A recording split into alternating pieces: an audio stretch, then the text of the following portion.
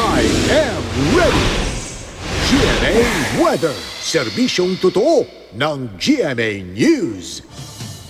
Ngayong weekend, maging I am ready sa maulang panahon sa iba't ibang panig ng Pilipinas dahil sa bagyong Karina at hanging habagat na palalakasin nito. Alamin po natin ang latest mula kay GMA resident meteorologist Nathaniel Cruz. Mang Tani. Well, good evening, Jessica. Patuloy nga na lumalapit ang Tropical Depression Karina dyan sa may eastern section ng Luzon. Kaya nitong alas 8 ng gabi, itinaas na rin ang pag-asa ang Tropical Cyclone Warning Signal number 1 dyan sa probinsya ng Samar at nakataas din ang Signal number 1 dyan sa Catanduanes, Northern Samar at Eastern Samar. Paalala po sa mga nakatira riyan, manatiling alerto sa malakas na ulan at bugso ng hangin. Inalerto rin ng pag-asa sa banta naman ng flash flood at landslides ang natitirang bahagi ng Visayas, pati na ang Albay, Sorsogon at Masbate. Katamtaman hanggang malakas na ulan ang posibleng bumuhos sa mga lugar na yan. Namataan ang sentro ng bagyo nitong alas 7 ng gabi, 115 kilometers lang ang layo sa may east-northeast ng Borongan City dyan sa Eastern Samar. Mayroon itong lakas ng hangin nasa 45 kilometers per hour malapit sa gitna at inaasahang kikilos ito pa northwest sa bilis naman na 11 kilometers per hour. At makikita sa latest forecast track ng pag-asa na lalakas pa ang bagyo habang nasa may Philippine Sea mula tropical depression, posibleng severe tropical storm at bago yan maglandfall dyan sa may Cagayan, Isabela area at tumawid ng Northern Luzon sa linggo ng gabi.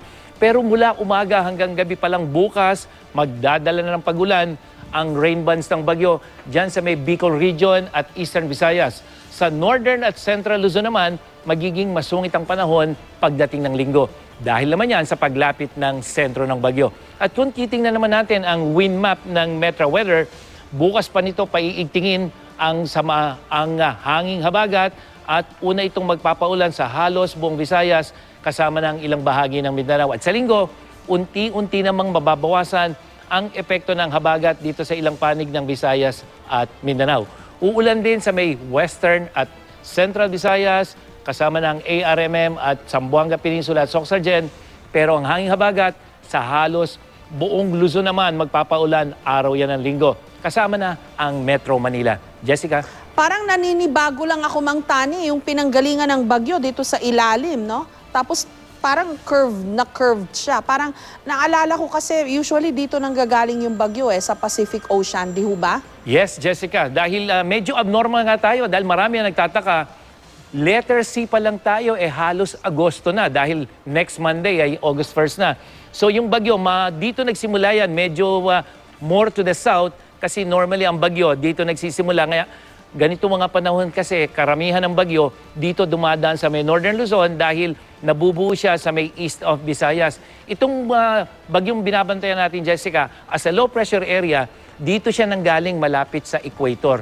Kaya yung kanyang kilos na halos nag-northward siya at dito tatawid sa Northern Luzon, medyo hindi normal, Jessica. Okay. Mang Tani, 45 kph pa lang ito at tropical depression pa lang. Pero sa Tagalog kasi, yung tropical depression, bagyo na rin yan na maituturing, di po ba? Tama yan, Jessica. Mahinang bagyo. Pero habang itong si Karina ay kumikilos patungo ng Northern Luzon, inaasahan natin na tuloy-tuloy yung paglakas niya. So ngayon, ito ay isang tropical depression. Maaaring bukas ay magiging isa na itong tropical storm.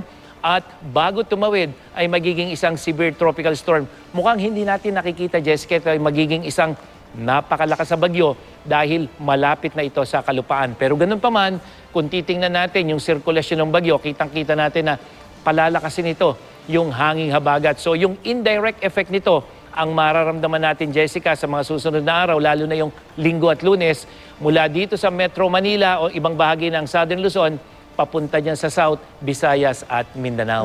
Pero paalala natin, Mang Tani, yung minsan doon tayo nadadali. Yung akala natin mahihina lang na mga bagyo, katulad po nung Ondoy noon, di ho ba? 65 kph lang pero grabe yung epekto. So mahirap pong magbakasakali at ipawalang bahala lang itong ganitong mga bagay ngayong panahon ng climate change. Tama yun, Jessica. At speaking of rainfall, yung nakikita natin mga kulay pula na yan, yan yung mga malalakas na ulan, Jessica.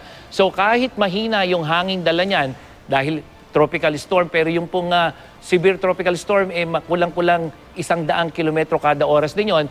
Pero ang makikita natin, Jessica, yung matitinding pag-ulan na maranasan dyan sa may Northern Luzon, dito sa Bicol Region, simula bukas yan, at dito sa may Central Luzon, kasama na yung Metro Manila. So, maliban po dun sa hindi kalakasang hangin na sinasabi natin, pero malakas pa rin yan, yung pag-ulan ang mararanasan natin, Jessica, kasama na yung maalong karagatan dito sa may seaboards ng Luzon at posible dyan sa may ibang seaboards ng Visayas.